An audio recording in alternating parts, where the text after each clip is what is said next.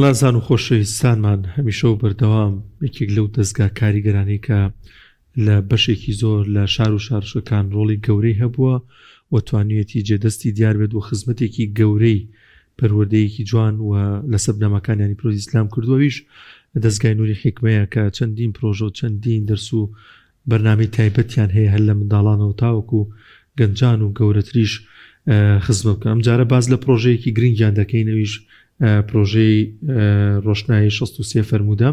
بزانیم پرۆژەیە لە چی پێک دێت و تاقیکردنەوەکان چۆن ئەنجام دەدرێت و بزانم چەند دیارەیەکی ئەمرەشدانراوە بۆ بەشداربووان حتمەن باسی دەکەین شێوازی تاقیکردنەوەکە و شێوازی لەبەرکردنی و باز لە پرۆژەکانی دیکە و کار و چالاکیەکانی دیکەی دەستگای نووری حیکمە دەکەین بە میوانداری زۆر بەڕێز. مامۆستا شازاد فەتا سەرپەرشتیاری پرۆژەی ڕۆشنایی 63 فەرموودە. مامۆستاگیان زۆر بەخێر بێت. بەمێ پێش بینە سەر ئەم پرۆژەیە باز لە دەستگای نووری حیکمە بکەن چۆن بەڕێوە چیش و کارتان چۆنیە. باشە الحەمدوللا. دەستان خۆشی بەنای خۆی بەخشندە میهرەبان. دەستخۆشی بۆ ئێوە زۆر سپاس بۆ ئەم دەرفەتە. پێشەکی باس سپاسێکی کەناڵی پەیام بکەین بە تایبەتی پەیامی ڕۆژ کە هەمیشە پێشەنگن لەم جۆرە کارانە کاس کارێکی وا لەم پرۆژە گرنگانە ئەکرێ بەدەمەوە هاتنتان زۆر باشە الحەمدوللا. ئەمەش دەرفەتێکی باشە ڕخسێنە بە خەڵکی کەوا لە ڕێگەی پەیامی ڕۆژەوە بتوانن زیاتر ئاشنای ئەم جۆرە پرۆژانە بن. ئەم پرۆژەیە ئەگە سەیری بکەین نووسراوە 63 فەرموودە. زۆر جار پرسیارەکەن بۆ 63. ئەم جارە پرۆژەکە هاوتای تەمەنی پێغەمبەرمانە صلی الله علیه وسلم. پێغەمبەری نازا 63 ساڵ تەمەنی بووە. هەساین بە دابینکردنی 63 فەرموودەی کورت و پوخت. پرۆژەکە بەنای تەمەنی پێغەمبەرمانە صلی الله علیه وسلم. بەڕاستی چۆنەڵی سەر هەڵدانی ئەم پرۆژێ لە چیوە خۆی گرتویانی برای بەڕێزمان مامۆستا حەسەنمان لە هەولێر سەرپەرشتی تاوای ئەم پرۆژەیەکەن. هەستمان کرد فەراغێک گێ لە چۆنەڵی ئاشنابوون بە فەرموودەکانی پێغەمبەر صلی الله علیه وسلم. ئەمانیش لەو ڕوانگەوە هەستان بە دابینکردنی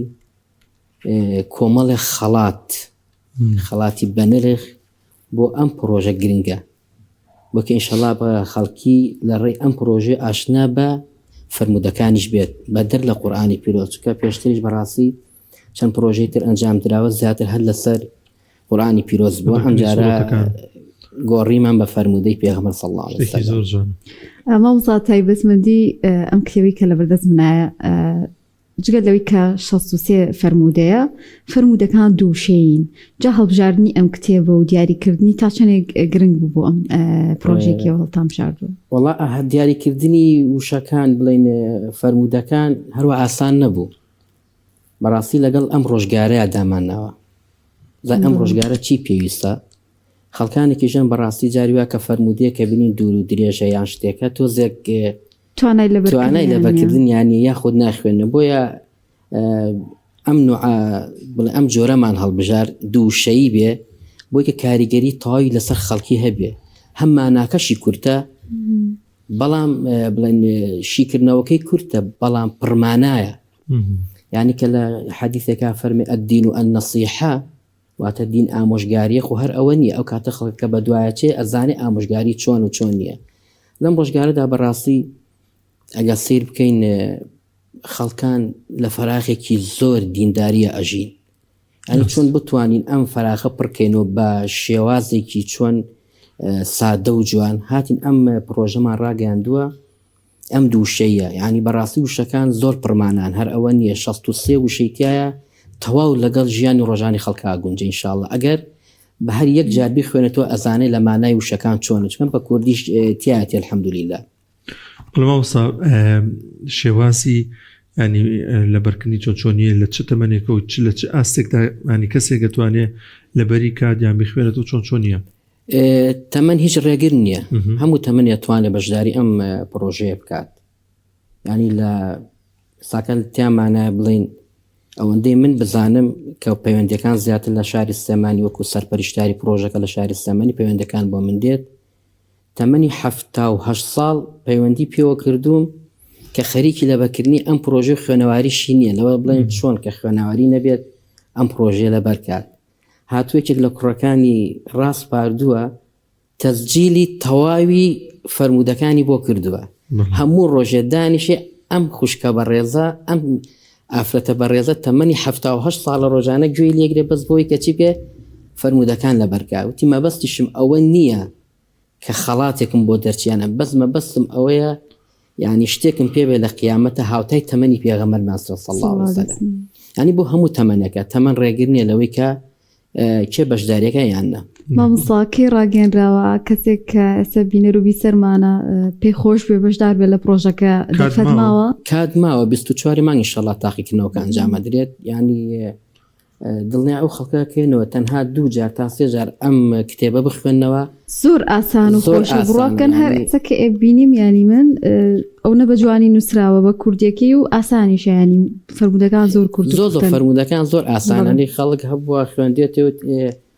هەر لە دەستگای نووری حکمە لای خۆمان کاک محەممەد گەنجێکی تقریبا 9 ساڵانە وتی مامۆستامی لەبەرە وتی لە سەرەتای کتێبەکەەوە هەتا کۆتای کتێبەکە بە 4 ڕۆژەمیم لەبەر کردووە ئەنی زۆر ئاسانە بۆ لەبەرکردن مامۆستا شێوازی پرسیارەکان چۆنە پرسیارەکان هەڵبژاردنە بۆ ئەوش ئاسانکاریتان کردووە وەڵا زۆریش ینی ئەوکو پێم وتی یەک جار بیخوێنێتەوە وشەی یەکەممان داوە وشەی دووەم ماوە یان وشەی دووەم دانرا وشەی یەکەم بە هەڵبژاردنە ینی یەک جابی خوێنیت و ئەزانی کەوا چۆنەڵی ئەم وشەیە مقابلی ئەو وشەیە فەرمودەکە تەواوەکات بەڵێ ئێمە وەسا هەڵبژاردننی فەرمودەکان چۆنی بووە کە ئەمە ئامادەیان کردو بە ڕێزانەی کە لە ئەم پرۆژەیە بەشداری بوونیانی بە مەبەستیش ئەو فەرمودانە دیاری کراوە ئەوکو باسمان کرد دڵنیا بە مەبەست ئەم کارەمان کردووە ئەم هەڵبژاردننی ئەم فەرمودانە بە مەبەست بووە ناستا ینی وەکو وتمان لە گەڵ ئەم ڕۆژگارەدا بە بزانین کۆمەڵێک حاڵەتی نادروستدا لەنە ئەم میلەتەمانە ڕووی داوە لەسەر ضوئی ئەو کارانە ئەم فەرمودانە هەڵبژێدراوە مامۆستا کتێبەکان لەکوێ دەست ئەکەوێت لە هەموو شار و شارچەکان تاقیکردنەوە ئەنجام ئەدەن واللهی زیاتر بڵین لەو شوێنانی کە لە ڕیکلامەکانە ئاماژێ پێکراوە تاقیکردنەوە ئەنجامە درێت بەڵام بەڕاستی لە فکری ئێمە نەبوو خەڵکی بەو مشتاقەوە بەشداری ئەم پرۆژەیە بکەن ینی دوێنێ خوشکێک لە قەزای پیرەمەگرون تەلەفۆنی بۆ من کردووە ئەڵێ هەموو تێچووی هاتن و چوون و خواردن و حەت چیەک بوێ ئەیکەم بەس بۆ کە خێرێکم دەستکەوێت لە پیرەمەگرون کێ بەشدارێکە بەشداریکە کارێکی زۆر جوانە لە هەر لەوێژنا لە شوێنانی ترێش ئیترێ ڕۆژانە خەریکین لەگەڵ برانمانە لە هەولێر خەریکن بۆی کە زیاتر بەربڵاویکەین لە شوێنەکان هاوکارمان هەبێت لە شوێنەکان ینی داوا لە هەموو بنکەکانی دەستگای نووری حکمەکەین لە هەر شوێنەکان برانی خۆمان ئەنجومەنەکان هاوکارمان بن لەگەڵمانە دەستبارمان بووی کە لە هەموو شوێنێک لە شوێنانە بتوانین تاقیکردنەوەکان ئەنجام بدەین چکە ئێستاکە لێرەدا بەل لە سلێمانیا هەیە ینی بەڕاستی خەڵکێک لە دووکان لە دەربەنیخان لە پیرەمەگرون لە تاسڵ و جلەم شوێنانە بەڕاستی دوورە بێ بۆ سلێمانی بۆی هەوڵێن شار لە بنکەکان هەیە بەڵێ سا لە بنکەکان هەیە و دوێنێکەش نوسخەمە ناردوو بۆ مەکتەبی ڕۆشنبیری بۆ کە ئینشەڵا خەڵک کە چووە ناو بازار شوێنێکی باشە ئەتوانێت لەوێ شەڵاو کتێبە بەدەست بێنێ ئینشاءڵڵا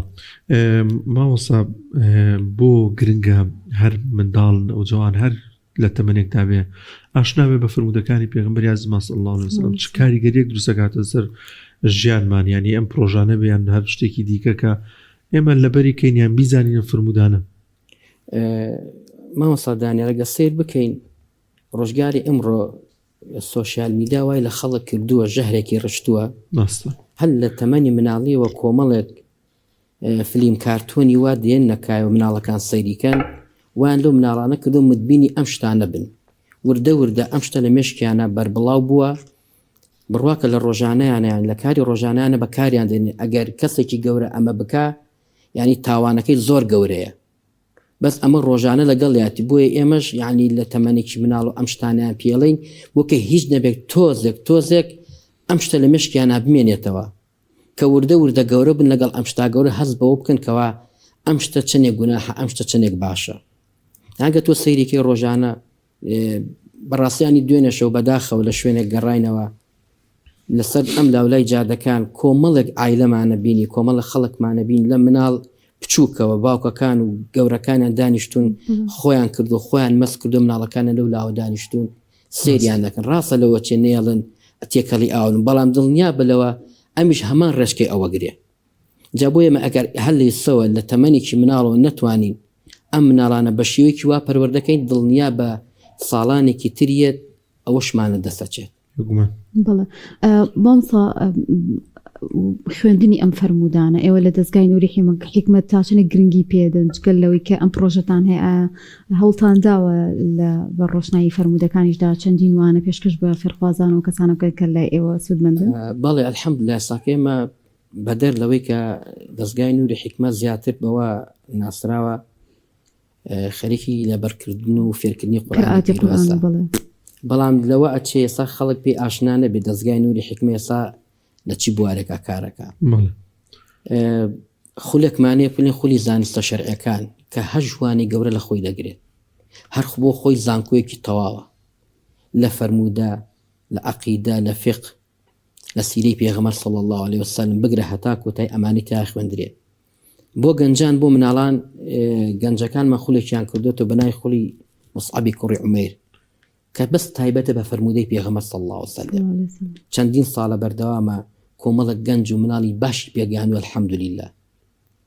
یعنی خولمانە هین سیرەی پێغەمبەر صلی الله عليه وسلم ئاشنابوون بە سیرەی پێغەمبەر و هاوڵەکانی بەڕاستی ساکە ماوەیەکی زۆری ئێمە گرنگیمان داوە بەلایانی پەروەردەیی کە زەروریەتێکی گەورەیە ئەگەر بڵین خوێندنی قورئانەکە 45 دقە بێ 2 سەعاتی لایانی پەروەردەیی ساکە بەڕاستی فەراخێکی گەورە لە وڵاتەمانە هەیە نەبوونی پەروەردە کە ئەشبینی ئێستا سۆشیال میدیا هەموو دنیای پڕ کردووە لە چی لە دژی مرۆڤایەتی یعنی پەروەردەیەکی سەقەتی ئەو خەڵکە ئەکەن بەڕاستی ئەگەر ئێمە نەتوانین ڕەدی ئەم جۆرە کارانە بینەوە قورئان خوێندن چی سوودێکیە کە پەروەردەیەکی باشی ڕاستە ئەوکو پێغەمبەر صلی الله عليه وسلم فەرمی خەیرکم من تعلم القرآن وعلمه علمه بەوە شەگەیەندرێتەوە کار و کردەوەی پێ بکەیت نەک هەر بگەین و خەڵک فێرکەی ئەبێ کار و کردەوەی پێ بکەیت ماوەسا هەر ئەفۆنیە هەرەوە دەلالەتیەوەیە کە کەسێک باوکێک زۆر ئیلتیزاماتێکی دینی نییە بەڵام هەموو هەوڵێکیەوەیە کە مناڵەکەی لەلای ئێوە پەروەردەیەکی جوان وەربگرێت یعنی ئەمە بۆ خۆی بەڵگەیەکی گەورەیە کە ئەزانێ ئەم سەردەمەم کۆمەڵگای دەوروبەرگەی چییە گوزەرێ وڵای جان نمونەمان زۆر لە ئێمەش ناکرێ هەنێ نمونە هەیە باسکەین ینی کەسی وا هەیە لەم شارەیە لە ڕووی پلەوە پلەیەکی گەورەی هەیە یەک لە دوورەوە مناڵەکەی داگرێت سەیرێکە هەتا گاتە لای ئێمە ئەڵێ ئەمانیانم دەست چوەت خۆ بامەشنە دەستەر نەچێ هەمووشیانە زان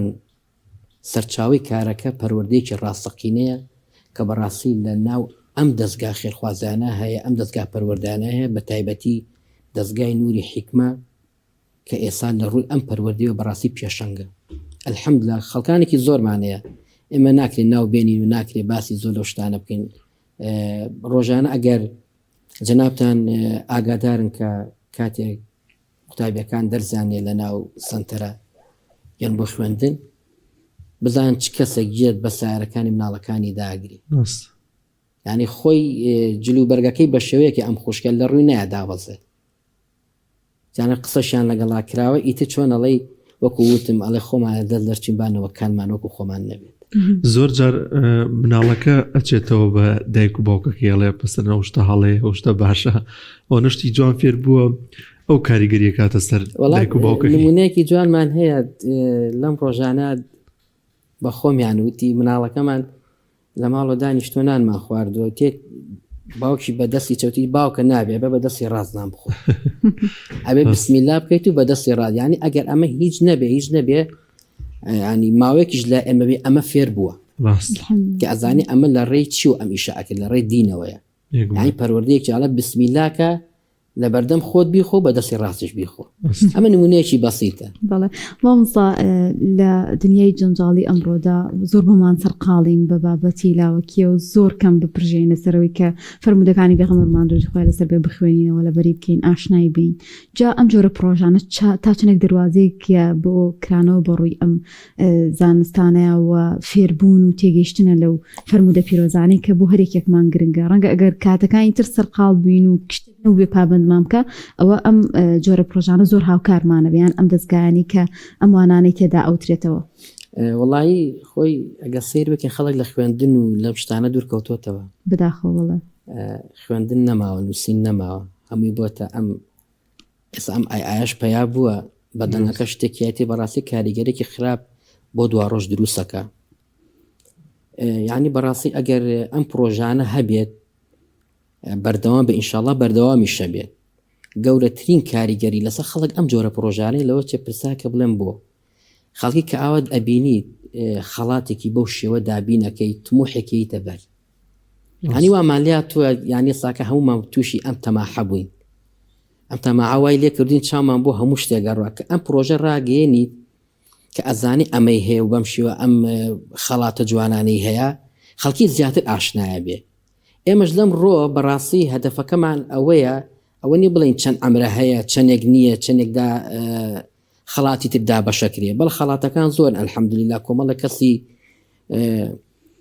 خوا پێدا ئەم کە خەڵاتانیان دابین کردووە. بەڵام هەدەفەکەی ئێمەش ئەوەیە لە ناو ئەم جۆرە پرۆژانە کارە بکەین بە شێوەیەک ئەو شتانی کە دانین تەسیری تەواو بکات لەو کەسە. ماوەسەیان دیارەکان چین بۆ ئەم پرۆژەیە ئەگەر ئاماژەیەکی پێ بکەین؟ وەڵایی دیارەکان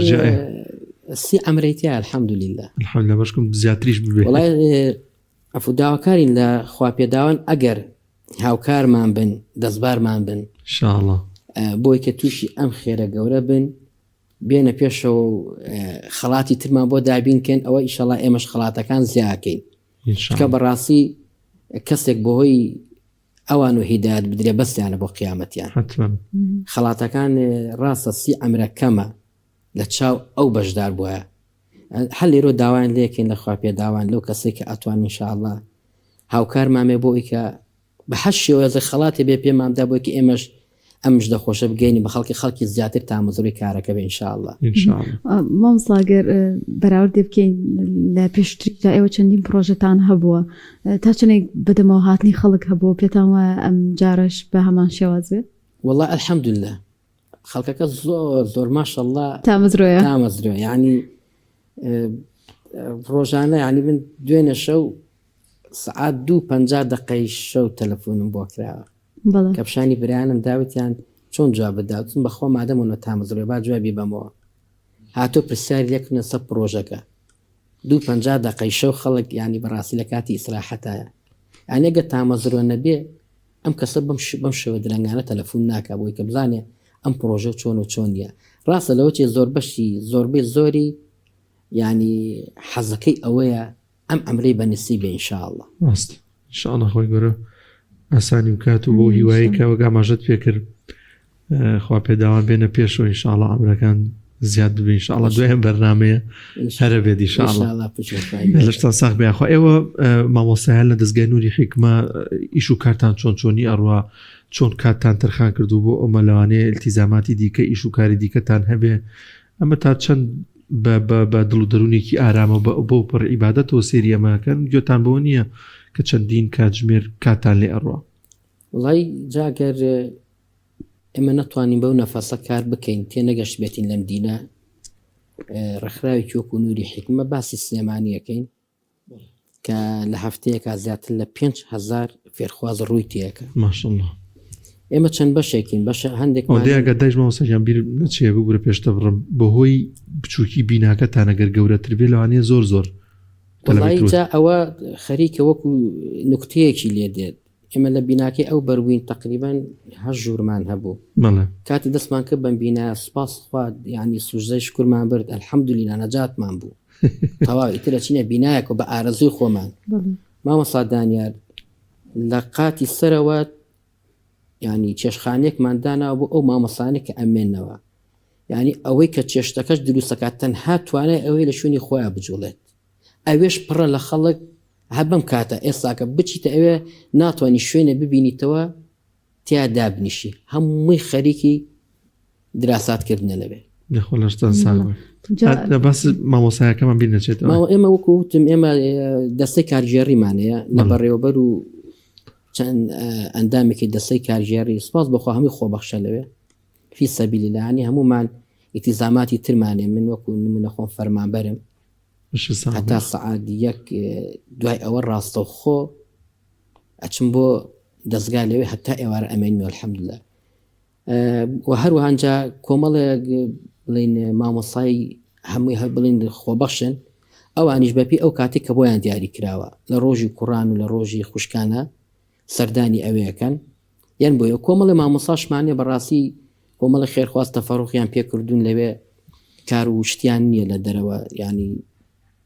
قوتابخانیان تەواو کردو زانکۆیان تەواو کردو هیچ کارێک نییە لێو تەفەڕوخیان پێکراوە خەریکی پەروەردەکردنی مناڵن و قورئانیان پێ دەڵێن و پەروەردەیانەکەن و لە بەرامبەردا هاوکاریە گەکرێن ئیتر لە بەیانی و هەتا ئێوارە ئەوانش لەوێ ئەساس باز بخوا لقەکانیشتان زیادی کردووە ئەوەش کارگەری هەبووە زیاتر لە 6 زقمان هەیە تەواوی کوردستانە بەڵام پێویستمان بە زیاتر لە 3 ئەوەندە هەیە ئەوەندە ماشەڵڵا ئێستا ئینشەڵڵا بەم نزیکانە لە گەڕێکی ڕاپەڕینیش بە تەماین لقێ بکەینەوە شتە سەرەتایەکانمان تەواو کردووە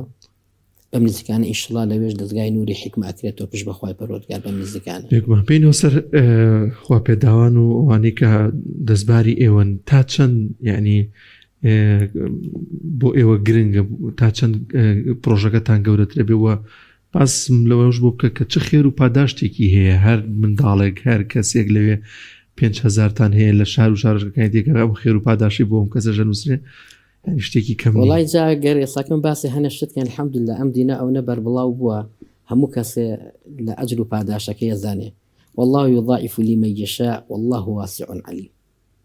ئەی تۆ ببەخشە ئینشاءالله ینی بەڕاستی ئەم شەو بڵێن هەر